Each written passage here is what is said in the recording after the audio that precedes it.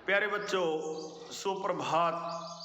आओ हिंदी व्याकरण और हिंदी भाषा सीखें कार्यक्रम में आप सबका हार्दिक स्वागत है, हार्दिक अभिनंदन है। प्यारे बच्चों, आज हम NCERT द्वारा कक्षा 10वीं के पाठ्यक्रम में शामिल नेताजी का चश्मा नामक पाठ के अभ्यास के प्रश्नोत्तर सीखने का प्रयास करेंगे।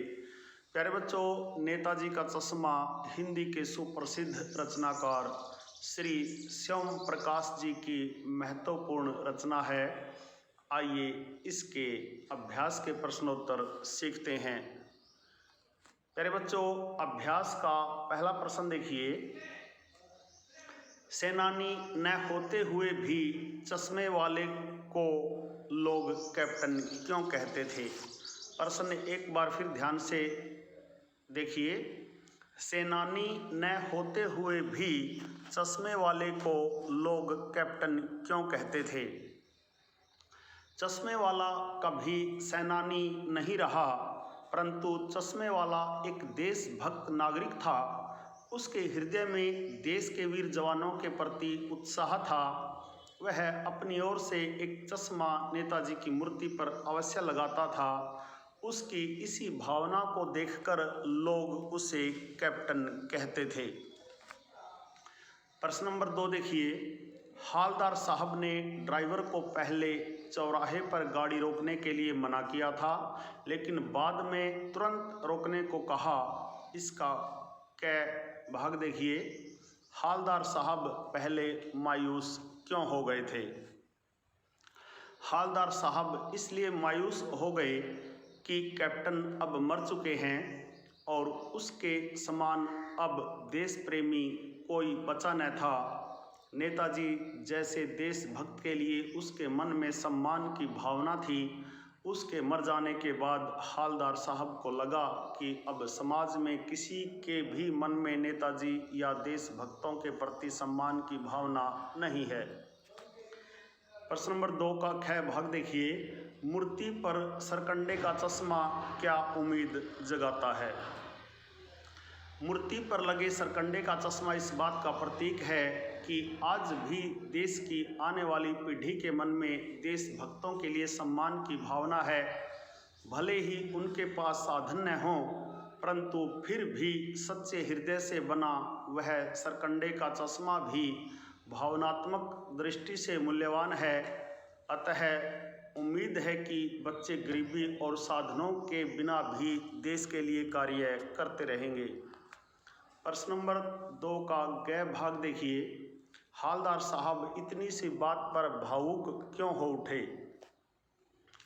उचित साधन न होते हुए भी किसी बच्चे ने अपनी क्षमता के अनुसार नेताजी को सरकंडे का चश्मा पहनाया। यह बात उनके मन में आशा जगाती है कि आज भी देश में देशभक्ति जीवित है। भले ही बड़े लोगों के मन में देशभक्ति का अभाव हो, परंतु वही देशभक्ति सरकंडे के चश्मे के माध्यम से एक बच्चे के मन में देखकर हालदार साहब भावुक हो गए। प्यारे बच्चों, प्रश्न नंबर 3 देखिए। आशय स्पष्ट कीजिए। बार बार सोचते क्या होगा उस कौम का जो अपने देश की खातिर घर गृहस्थी, जवानी, जिंदगी सब कुछ होम देने वालों पर भी हंसती है और अपने लिए बिकने के मौके ढूंढती है। इसका अर्थ देखिए, इसका आशय देखिए। देशभक्तों ने देश को आज़ादी दिलाने के लिए अपना सर्वस्व देश के प्रति समर्पित कर दिया। आज जो हम स्वतंत्र देश में आज़ादी की सांस ले रहे हैं, वह उन्हीं के कारण संभव हो पाया। उन्हीं के कारण देश आज़ाद हुआ है। परंतु यदि किसी के मन में ऐसे देशभक्तों के लिए सम्मान की भावना नहीं है, वे उनकी देशभक्ति पर हंसते हैं, तो यह बड़े ही दुख की बात है। ऐसे लोग सिर्फ अपने बारे में सोचते हैं, वे केवल स्वार्थी होते हैं। लेखक ऐसे लोगों पर अपना गुस्सा व्यक्त कर रहे हैं। पान वाले का एक रेखा चित्र प्रस्तुत कीजिए। प्यारे बच्चों, पान वाला पूरी की पूरी पान की दुकान है। सड़क के चौराहे के किनारे उसकी पान की दुकान है। वह काला तथा मोटा है। उसकी तोंद भी निकली हुई है। उसके सिर पर गिने चुने बाल हैं। वह एक तरफ ग्राहक के लिए पान बना रहा है, वहीं दूसरी ओर उसका मुंह पान से भरा है। पान खाने के कारण उसके होंठ लाल तथा कहीं कहीं काले पड़ गए हैं। स्वभाव से पान वाला मजाकिया है, वह बातें बनाने में भी माहिर है। प्रश्न नंबर 5 देखिए, वो लंगड़ा क्या जाएगा फौज में, पागल है पागल। कैप्टन के प्रति पान वाले की इस टिप्पणी पर अपनी प्रतिक्रिया लिखिए। पान वाले ने कैप्टन को लंगड़ा तथा पागल कहा है, जो कि अति गैर जिम्मेदाराना और दुर्भाग्यपूर्ण वक्तव्य है।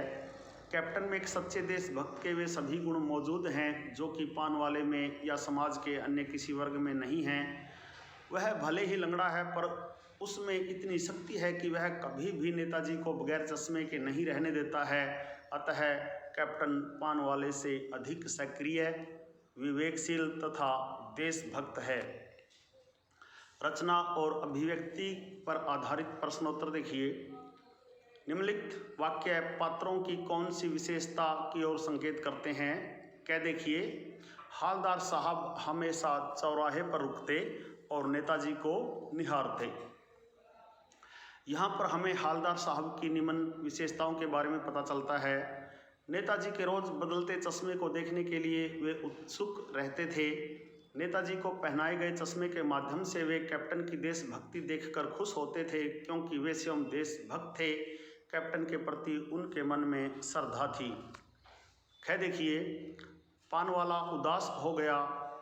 उसने पीछे मुड़कर मुंह का पान नीचे थूका और सिर झुकाकर अपनी धोती के सिरे से आंखें पोंछता हुआ बोला, साहब कैप्टन मर गया।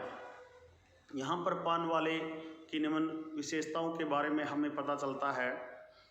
पान वाला भावुक तथा संवेदनशील था। कैप्टन के मर जाने से वह दुखी था।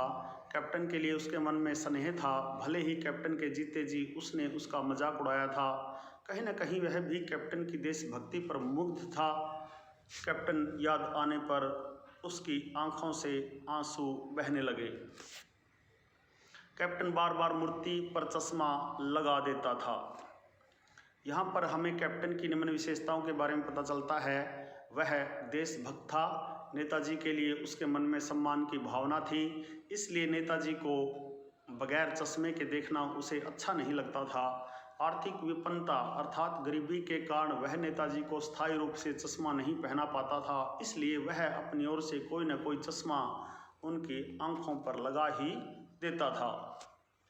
प्रश्न नंबर 7 देखिए, जब तक हालदार साहब ने कैप्टन को साक्षात देखा नहीं था, तब तक उनके मानस पटल पर उसका कौन सा चित्र रहा होगा, अपनी कल्पना से लिखिए। जब तक हालदार साहब ने कैप्टन को नहीं देखा था, तब तक वो उसे फौजी की तरह मजबूत और बलशाली समझते थे। उन्होंने सोचा होगा कि वह एक फौजी की तरह अपने जीवन को अनुशासित ढंग से जीता होगा। उन्हें लगता था फौज में होने के कारण लोग उन्हें कैप्टन कहते हैं।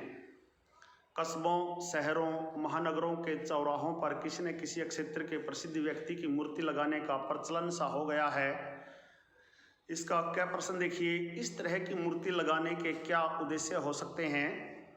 उत्तर देखिए, हम अपने आसपास के चौराहों पर महान व्यक्तियों की मूर्ति देखते हैं। इस प्रकार की मूर्ति लगाने के कई कारण हो सकते हैं, जैसे लोगों को प्रेरणा देने के लिए, उन्हें तथा उनके कार्यों को याद करने के लिए, उन महान व्यक्तियों के त्याग तथा बलिदान को अमर रखने के उद्देश्य से, उनके गुणों को याद करके समाज के लिए कार्य करने के लिए प्रेरित करने के उद्देश्य से, तथा ऐसे लोगों का सम्मान करने के उद्देश्य से। क्या देखिए, आप अपने इलाके के चौराहे पर किस व्यक्ति की मूर्ति स्थापित करवाना चाहेंगे और क्यों? हम अपने इलाके के चौराहे पर महात्मा गांधी तथा वैज्ञानिकों की मूर्ति स्थापित करवाना चाहेंगे, क्योंकि एक और जहां महात्मा जी ने हमारे देश को आज़ाद करवाने में मुख्य भूमिका निभाई, उन्होंने हिंसा को त्याग कर अहिंसा के पथ को प्रधानता दी, तो दूसरी ओर देश के वैज्ञानिकों ने देश को प्रगति के पथ पर आगे बढ़ाने के लिए नए नए आविष्कारों के द्वारा देश को नई दिशा प्रदान की है। उस मूर्ति के प्रति आपके एवं दूसरे लोगों के क्या उत्तरदायित्व होने चाहिए। मूर्ति के प्रति हमारे तथा समाज के कुछ उत्तरदायित्व हैं जिन्हें हमें हर संभव प्रयास द्वारा पूरे करना चाहिए। हमें मूर्ति का सम्मान करना चाहिए क्योंकि ये मूर्ति साधारण नहीं बल्कि किसी सम्माननीय व्यक्ति का प्रतीक है।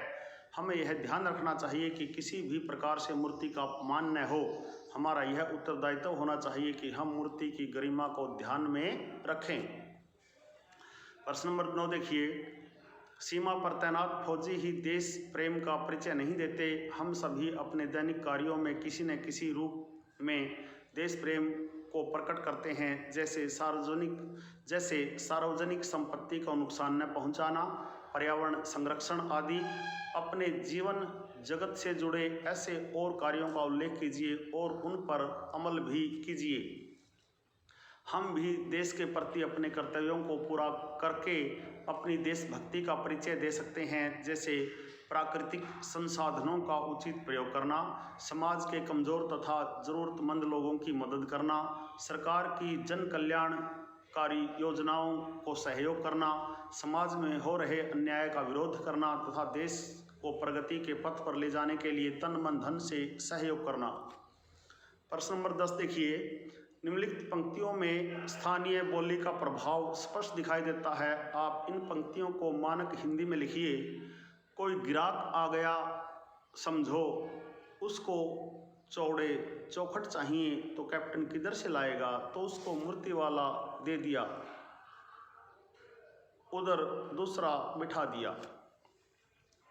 मानक हिंदी में रूपांतरण देखिए, अगर कोई ग्राहक आ गया और उसे चौड़े चौखट चाहिए तो कैप्टन कहाँ से लाएगा, तो उसे मूर्ति वाला चौखट दे देता है और उसकी जगह दूसरी लगा देता है। प्रश्न नंबर 11 देखिए, भाई खूब क्या आइडिया है। इस वाक्य को ध्यान में रखते हुए बताइए कि एक भाषा में दूसरी भाषा के शब्दों के आने से क्या लाभ होते हैं। साधारण बोलचाल की भाषा पर कई भाषाओं का प्रभाव रहता है। इस प्रकार के शब्दों का उच्चारण इसलिए किया जाता है कि बहुत प्रचलित शब्द अक्सर लोगों को जल्दी समझ में आ जाते हैं। एक भाषा में दूसरी भाषा के शब्दों के आने से उस भाषा की भाव अभिव्यक्ति की क्षमता में वृद्धि होती है। इस प्रकार के शब्दों के प्रयोग से वाक्य अधिक प्रभावशाली हो जाते हैं। दूसरी भाषा के कुछ शब्दों की जानकारी भी मिलती है। भाषा का भंडार बढ़ता है, भाषा का स्वरूप अधिक आकर्षक हो जाता है, साथ ही भाषा में प्रवाहमयता भी आ जाती है। प्यारे बच्चों, यह थे नेताजी का चश्मा नामक पाठ के अभ्यास के प्रश्नोत्तर। आशा है आपको अच्छी प्रकार से समझ में आए होंगे। प्यारे बच्चों, संगम टीवी हिंदी व्याकरण ज्ञान का एक दरिया है जिसमें हिंदी व्याकरण और हिंदी भाषा के पाठों का सबसे सरल और सटीक विश्लेषण किया जाता है।